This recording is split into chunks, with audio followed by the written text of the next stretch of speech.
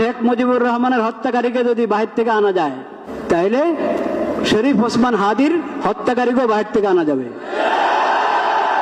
খালি গণতন্ত্রের নাম নিয়ে মানুষকে শান্ত করা যাবে না।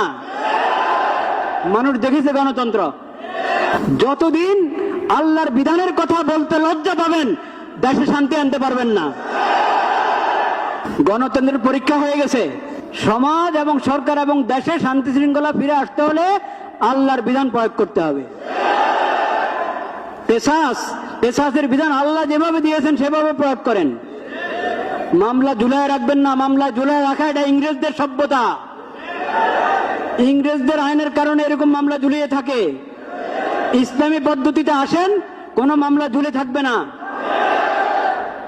ইসলামের দ্বন্দ্ববিধি এবং ইসলামের কেসাস যদি প্রয়োগ করতে পারি আমরা সাহস করে, তাহলে ইনশাআল্লাহ সমাজে পূর্ণ শৃঙ্খলা এবং শান্তি নিরাপত্তা ফিরে আসবে।